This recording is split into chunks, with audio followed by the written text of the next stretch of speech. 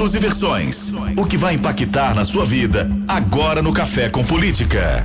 No Café com Política de hoje, a gente recebe o deputado federal Lincoln Portela, do PL. Seja muito bem-vindo aqui à Rádio Super. Muito obrigado, Thalita. É um prazer muito grande estar com todos vocês aqui na Rádio Super. Pois é, deputado, o senhor apresentou um projeto propondo a prisão para quem manifestar vontade de estuprar alguém por meio da internet e das redes sociais. Seria uma espécie de mudança no Código Penal? Sim, porque ele dá 3 meses a 3 anos de condenação. Ou seja, a pessoa pode pagar com cestas básicas, com trabalhos comunitários e não trazer nenhuma dificuldade, nenhum problema para elas. Passando para 5, 6 anos, a pessoa terá que cumprir em regime fechado o fato cometido. Por quê? Porque quem ameaça assusta, e as pessoas que assustam, hoje nós temos 20% da população com depressão. A polícia, por exemplo, 20% com depressão.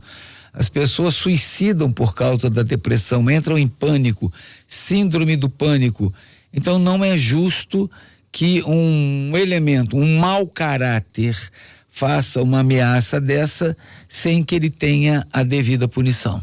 E deputado, o senhor acha que essa proposta ela passa com facilidade lá na Câmara por aquilo que o senhor acompanha dos seus pares? Sim, pelo que eu estou percebendo, está havendo a intenção de aumento de penas, porque as leis no Brasil são muito fáceis de serem burladas.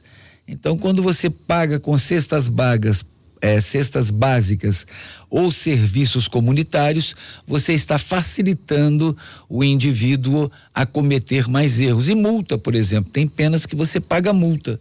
Ora, não, vá pagar pelo que você fez, pelo dano causado, pelo gasto com psiquiatra, pelo gasto com psicólogo, pelo gasto com a segurança que a pessoa vai ter, pelo gasto que as pessoas terão também em colocar câmeras em suas casas, levar os filhos à escola. Isso é um absurdo, isso é um crime. No contexto de país que a gente tem, deputado, você acha que outras manifestações que muitas vezes são criminosas e que a gente percebe pela internet podem ser alvo de projetos de lei parecidos com esse que o senhor está apresentando? O senhor tem até a intenção de apresentar algo talvez nesse mesmo sentido? Eu tenho apresentado, inclusive, por exemplo, no caso da moça, da criança, estar dormindo, ela ser molestada por parentes ou por amigos, porque há também a criança que está dormindo e às vezes apaga e às vezes se dá até alguma coisa para ela dormir um pouco mais e então se faz o uso indevido daquele ser humano na área sexual. Então, vários projetos também em relação à internet estão sendo colocados, porque nós estamos vendo que a internet está mentirosa, principalmente as redes sociais. O dono do WhatsApp disse que pelo menos 75% dos WhatsApp são mentirosos e ameaçadores, muitos deles. Então é preciso acabar com esse tipo de coisa num país que joga uma bomba atômica tipo Nagasaki, Hiroshima, numa cidade de 100 mil pessoas todo ano e mata 100 mil pessoas, 65 mil pela violência vermelha propriamente dita e 45 mil a 40 mil por causa da violência no trânsito. E qual é o limite entre a liberdade de expressão? Porque muito se fala isso também nas redes sociais, né? Que as pessoas podem postar ou escrever o que elas quiserem. E uma ação criminosa, por exemplo, que propõe o projeto do senhor? A liberdade de expressão, ela vai até onde ela não afeta o Código Penal, o Código Civil, ela não afeta as leis brasileiras. Liberdade de expressão com libertinagem de expressão, há uma diferença muito grande. Então as pessoas não podem viver desta maneira debaixo de ameaça constante, permanente de pessoas que não têm o que fazer na vida, senão o mal para outras pessoas. Deputado, o senhor falava a respeito dos números da violência no Brasil, um número gigantesco de homicídios, de mortes no trânsito, enfim. A gente falou aqui, o senhor citou esse dado de um contingente de 100 mil mortes por ano no país. 100 a 110 fora os desaparecidos. Pois é, e até nesse sentido eu pergunta para o senhor que inclusive foi apoiador da campanha do presidente Jair Bolsonaro no ano passado. Como é que o senhor tem avaliado os primeiros momentos do governo Bolsonaro no que diz respeito à segurança, o pacote anticrime que tem sido aí feito um esforço por parte do ministro Sérgio Moro para que ele seja aprovado? Como é que o senhor tem acompanhado isso? Primeiro, o único que tinha condições, eu dizia isso para a imprensa toda, que nós temos 2 partidos no Brasil. Na época tínhamos 2 partidos, o PB e o PL, o partido de Lula e o partido de Bolsonaro. Ora, o único que tinha condições para despetetizar o Brasil era Jair Bolsonaro. Ele não mudou, ele continua frasista, ele continua falando da mesma maneira que fala, ele continua em campanha da mesma maneira. Teve um avanço agora com o primeiro turno da reforma previdenciária.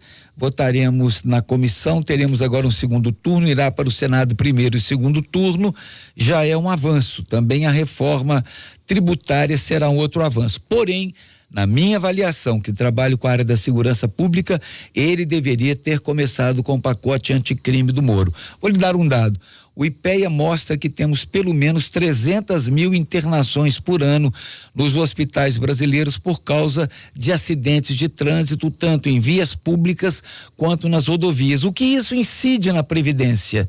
Meninos sequelados, sem as pernas, sem os braços, que contribuíam com o INSS, agora passam a ser beneficiários dele. Imaginem bem a saúde, imaginem bem a segurança pública. Pelo menos 550 homens e mulheres da segurança pública são assassinados por homem no Brasil, são assassinados por criminosos no Brasil. O que isso incide na violência? Uma média de 60 a 65 mil mortes. O que isso incide na Previdência? O que isso incide na saúde? Na minha avaliação, deveríamos ter começado primeiro com a segurança pública, que é o primeiro desafio que o Brasil tem. Entraríamos concomitantemente, até paralelamente, à reforma da Previdência. Mas o pacote anticrime e outras leis que estão tramitando na Câmara dos Deputados sobre a segurança deveriam ser votadas. Ainda falando sobre segurança, na semana passada o governo Zema apresentou um dado, né, de que os números dos crimes violentos teriam reduzido em Minas Gerais, mas deixou de apresentar os números de feminicídio, que a gente sabe muito bem que cresceu disparadamente nesses primeiros 6 meses do ano. O governo estaria tentando mostrar uma realidade diferente do que realmente está acontecendo no estado? A maquiagem é um sério problema. Eu elaborei uma lei, já foi aprovada e já foi sancionada pelo presidente da República, na época Michel Temer, no fim do ano, que as mulheres que estão debaixo de medida protetiva da Lei Maria da Penha e que viessem a sofrer um atentado ou até mesmo morrerem, aqueles que cometeram tal crime, a pena deles dobraria. E esse projeto de lei transformou-se em uma lei e foi sancionada pelo presidente da República, porque o feminicídio cresce no Brasil de maneira assustadora. E quem estiver debaixo da medida protetiva e for então agredido, for então assassinado, ou a mulher assassinada, a pena dobra para que ele tenha pelo menos um tempo maior para refrescar a sua cabeça. O deputado, o senhor falou agora há pouco que o presidente Jair Bolsonaro, que ele é um frasista, que ele segue num ritmo de campanha da mesma maneira, mesmo depois de eleito presidente. E a gente tem visto aí algumas declarações polêmicas. Hoje mesmo a gente repercutiu muito aqui no Super N a fala dele ao se referir aos governadores do Nordeste como sendo paraíbas, a defesa incontinente do filho dele, Eduardo Bolsonaro, como embaixador do Brasil nos Estados Unidos, e muitos setores, muita gente tem criticado o presidente como se faltasse a ele uma certa ponderação na hora de falar. O senhor concorda em algum grau com essas críticas de que falta ao presidente Bolsonaro um pouco de ponderação antes de falar, de pensar um pouco antes de falar? Mas se você pedir ao presidente Jair Bolsonaro ponderação para falar, é a mesma coisa que pedir à presidente e ex-presidente Dilma para não falar besteiras. São assim, o temperamento dele é assim. Então, ele não vai mudar. Se ele for presidente 15 anos, 16 anos, ele será assim. Precisamos filtrar, ele precisa filtrar também, entender que é presidente da República e que as coisas mudam e que é presidente de todos nós. Agora, em relação ao filho, olha, a esquerda comete um erro gritante, porque se a esquerda pensasse um pouco, quanto menos Bolsonaros ela tivesse aqui no Brasil, melhor para ela seria. Veja bem, estou me colocando no lugar da esquerda, eu não sou da esquerda, porque ele perde o mandato. Ele perdendo o mandato, ele terá uma influência menor na Câmara dos Deputados e também com seu pai estaria lá nos Estados Unidos cuidando de outras coisas do Brasil. Acho que a esquerda deveria raciocinar um pouco melhor e falar, vá com Deus, vai fazer o seu trabalho lá, que é menos um para nos perturbar. Tem um erro de estratégia, então, política, deputado? A esquerda está meio desorientada? Não, a esquerda também gosta de discurso, ela aproveita a questão de um filho do presidente estar sendo colocado como embaixador para fazer discurso. Nós fazemos muitos discursos no Brasil que às vezes fogem daquilo que realmente precisaria ser. Para a esquerda, seria melhor para a esquerda, não estou dizendo para o Brasil. Para a esquerda seria melhor que o 02 ou 01, já não sei mais quantos zeros nós temos aí, que eu respeito, votei com Bolsonaro, votei pela reforma da Previdência, quanto menos zeros eles tiverem, melhor. Mas não estão analisando isso, estão fazendo discurso. A esquerda tem que fazer discurso, porque quem está na oposição tem que fazer discurso. E nenhum partido do mundo, o Brasil tem os 2 melhores partidos do mundo de oposição, que é o PSOL e que é o PT. Não existem partidos melhores, eles jamais deveriam ser situação, com raríssimas exceções, porque são de excelência no sentido de oposição, e a oposição é tremendamente salutar à democracia. Hora do bate-pronto. No Café com Política. Hora do bate-pronto. Perguntas objetivas e respostas igualmente objetivas. Combinado, deputado? Tentarei ser rápido. Fé e política.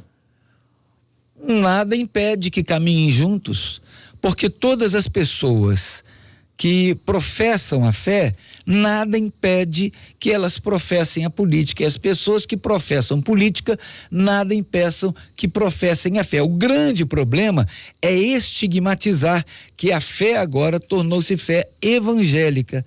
Não, a fé muçulmana, a fé espírita, a fé católica carismática, os diversos grupos evangélicos, pentecostais, neopentecostais, as testemunhas de Jeová, os adventistas, os batistas, os metodistas. Então, há uma miríade aí de religiões em todo o mundo que, naturalmente, os políticos em todo o mundo também praticam sua fé e praticam a vida política. Vamos tentar ser um pouquinho mais objetivo, deputado, para não fugir do objetivo do quadro. Política no ambiente da igreja. Igreja é uma coisa, política é outra coisa. Os fiéis da igreja não ficam impedidos de fazer política. Eu, particularmente, sou pastor batista há 45 anos. E há 45 anos eu não faço política no púlpito da igreja. As pessoas que vão à igreja vão para saber de fé e não de política. Ideologia de gênero. Radicalmente contra o homem e a mulher. Sou radicalmente contra a questão de ideologizarmos as crianças de 4, 5 anos nas escolas para que elas se tornem LGBT, para satisfazer um processo global e empresarial. Então isso é fundamental, que a gente saiba discernir essas coisas. Governo Zema. Eu não sou da filosofia quanto pior, melhor. Eu quero que Zema faça um bom governo, porque será bom para Minas Gerais. Se equivoca em algumas coisas, se equivoca em dizer que é novo e às vezes pratica algumas coisas antigas, mas faz parte. Uma coisa é o discurso, outra coisa é a prática, mas eu quero que ele faça um bom governo. Reforma da Previdência. Necessária, extremamente necessária. Ela emperrou com Fernando Henrique Cardoso, ela emperrou com Dilma Rousseff, ela emperrou com o presidente Lula e desemperrou agora com o presidente Jair Bolsonaro. Governo Bolsonaro. Seus acertos e seus equívocos. Todo o governo tem acertos e tem equívocos. O discurso tem prejudicado um pouco mais algumas coisas que poderiam ser assertivas, e isso prejudica. Nós podemos fazer várias coisas sem o discurso e elaborarmos diversos projetos sem nos preocuparmos com discurso de direita, discurso de esquerda, de usar azul, de usar cor de rosa, né? Nós, por exemplo, a ministra Damares, que é minha amiga, rapidinho, minha amiga, ela falou aquele dia brincando, fazendo uma analogia de rosa e azul. No dia seguinte, estava de azul na reunião dos ministros. Nada a ver. Conversamos com o deputado federal Lincoln Portela, do PL. Obrigada pela entrevista do senhor. Muito obrigado, um prazer muito grande estar aqui. Igualmente, deputado.